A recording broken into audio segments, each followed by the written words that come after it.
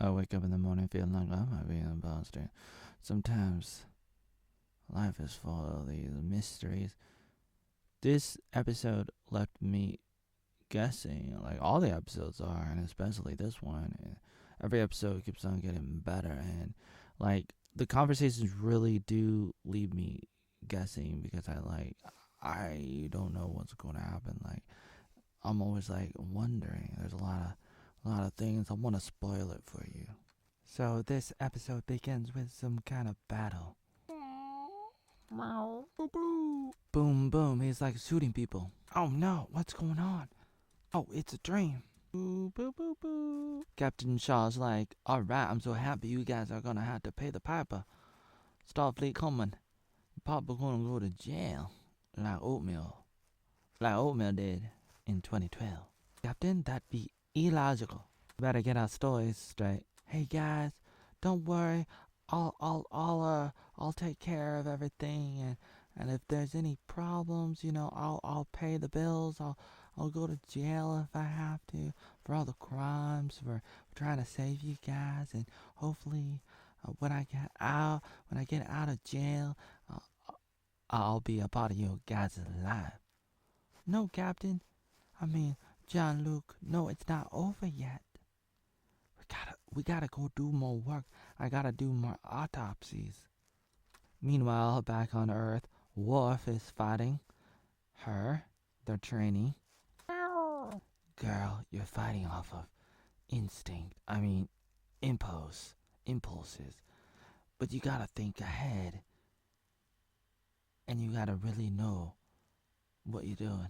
Oh no, he's doing that little Jedi thing that Qui-Gon Jinn did in Episode 1 of Phantom Menace in Star Wars. Remember that guy? The bearded guy? The master of Obi-Wan Kenobi? You're like, he went down, he sat down, he was like praying, while Darth Maul was like full of Mr. Grinch syndrome. And he's like, oh, I'm gonna get you. Qui-Gon Jinn went down and he's like doing this thing. Wolf, we gotta do something. Grin. So they go off to the city to try to find the gangsta, like Red Dog. Meanwhile, they're being boarded. There's a shuttle coming. That is unusual for a shuttle to come. Are there why can't they just beam over? So they run into her, and I wasn't really sure who she was at that moment. Yeah, put this on. You gotta blend in. Reading Rainbow Girl. Now please tell us. Please tell me that this is not you. And then she throws up. Alright, you got that recording? For the record, she's indicated that's not her. And it's odd that this changeling retained the form of the last person they turned into, even after death. So it's just like some kind of evolution that that these mutants have done. They've done it. I don't know how they done it, but they did it. Meanwhile, this girl's coming on, and she's like, "Hey, I was a good guy, then I was a bad guy, and then I'm a good guy again, and I'm gonna interrogate Picard." And Riker's like, okay." And they were not really happy about that. Picard's not happy, and Picard's like questioning her, and she's asking him questions, and these conversations were really, really brilliant because he really, really left me like questioning what's going on, and I don't really remember her, or maybe I do.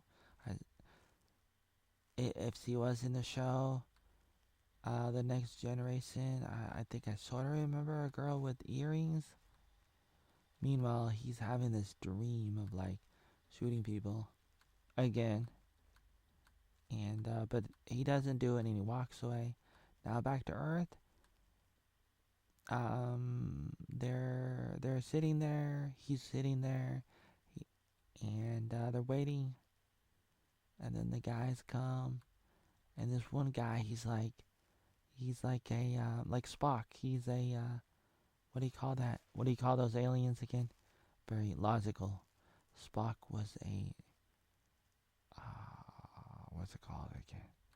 Not a Klingon, but a. It'll come to me. I swear it'll come to me because I heard it. Anyways, they're going back and they're looking at the body and they're looking at the organs. The organs will turn back into like mush eventually after you try to dissect it. And now back to this conversation between Picard and the girl. They're going back and forth, and then he got a message, and the message says, "Changelings can pass the blood test. Capabilities beyond superficial. Trust no one." That's the autopsy report, and so Picard's thinking, I wonder, is he real? Is he really who he says he is? And then that was my question too, watching this, because it's like it's very intriguing. And they go into the holodeck, and then he grabs a gun, and they're at a standoff. That was pretty intriguing, and I'm like, okay, what's going to happen now? But they have a heart-to-heart, a real heart-to-heart moment in all this, and he says, like, we're both in pain, and it tells us that we're both real, that I'm not fake, and you're not fake. And in this world with AI and the ability to make fake videos and fake audios of people using AI technology to make videos and audio, you can like fake anything, and with this in the future in the Star Trek world, it's like people might not even be real, whether it's in a holodeck or a hologram with like the Doctor in Voyager, or the changelings. It's like, wow. What do you think about that? Now, I'm not sure. Excuse me, it's like I'm not sure. I don't know. But I know that this moment in the episode is very intriguing. They have to do a fight. They have to fight each other, so they do the fight. And at this moment, she stabs him, and it looks like he died. Spoiler alert. Like, he died. And I'm just thinking to myself, okay, are they really going to kill off Worf? And I'm like, I hope not. But it really did look like he died at that moment. And I thought, wow, they're really doing it. So back to Picard and the girl, and they're having that conversation. And this is the part where she tells Picard that Starfleet is infiltrated.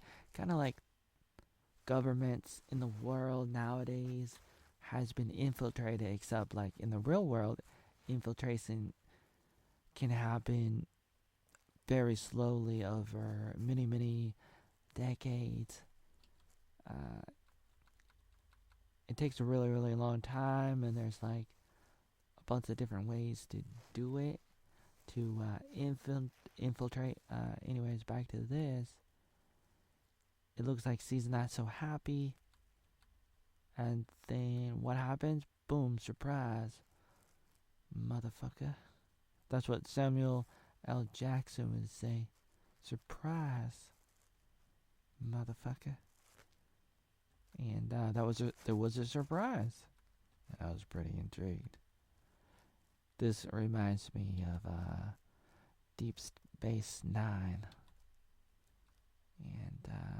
He's talking about how this thing, this place, it's run by it's guarded by a very high sophisticated AI. Very intriguing that they're talking about AI. They're talking about cloning. They're talking about cloning in Star Wars a lot, and they're talking about AI in this. And in the real world, both is happening. Ironically enough, all of these different elements that you may see in Star Trek and in Star Wars, you see happening. You see happening in the real world. Now back to Picard.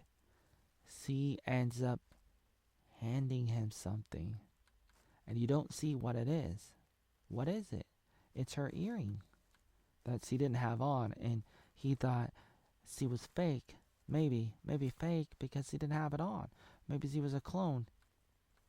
Speaking of clones, yes, changelings are like clones in a way.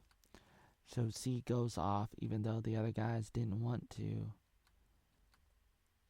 because they were supposed to get Jack before coming back. And then, as they're about to board the other ship, her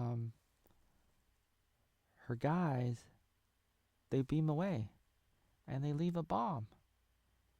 And so there's a bomb, and C's like, "Oh no, there's the bomb right there." And these guys, there's like two or three or four.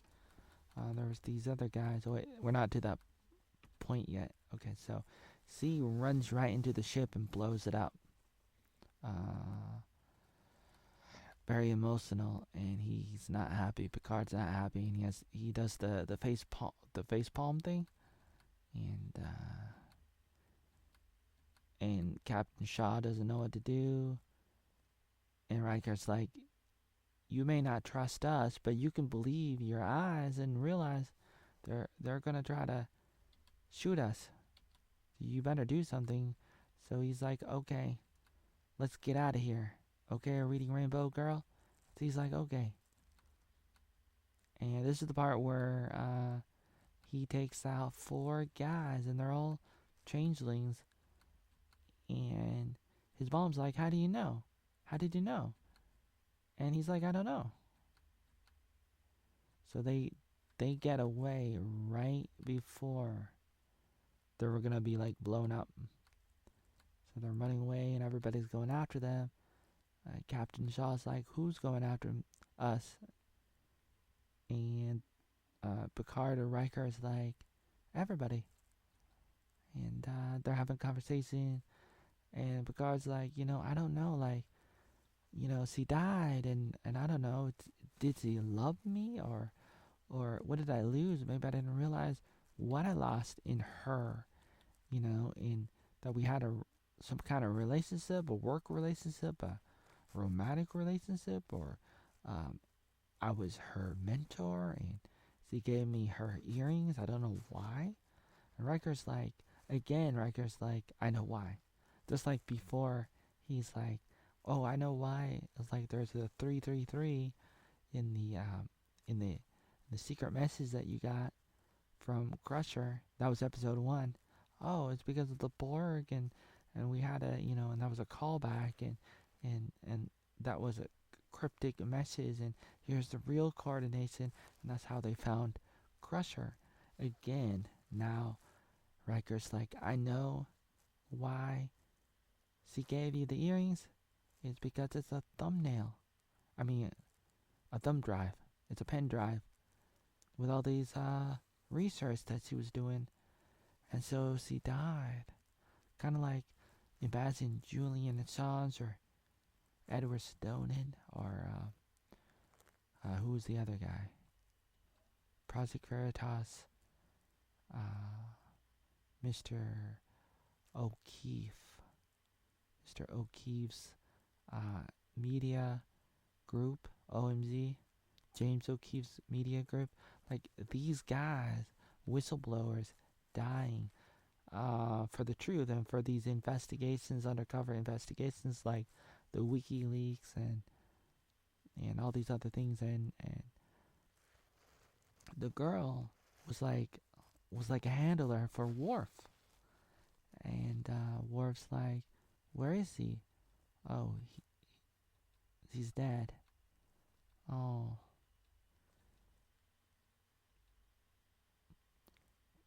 Mrs. Crusher's like, "I need to talk to my son. Hey, you're not sleeping. You had nightmares when you were a little boy, but we got through it. We could do it again, whatever it is." And he's like, I didn't know that they were changelings. I just like acted on my instinct or something. It's very similar to how Picard would have visions because he was connected to the Borg. And they show you that in the second movie they did, First Contact. And it's very like dark in a way, very intriguing. I really really enjoyed that movie. Probably my favorite. When did it come out? 96 or so, and that's what comes to my mind is First Contact. When I see Jack, and I see how he goes through this, whatever it is, nightmares, flashbacks, whatever it is. I don't know what's going on. I don't know what he is. Is he part Borg? Is he part a changeling? There's so many questions, and that's how it ends. And it just leaves me wondering, like, what is going on and what are they gonna do now? That was the end of, what was that, episode 5, and I say they're doing a pretty good job. They did kill off a character, but it was very meaningful the way that they did it, and I am on the edge of my seat, my chair.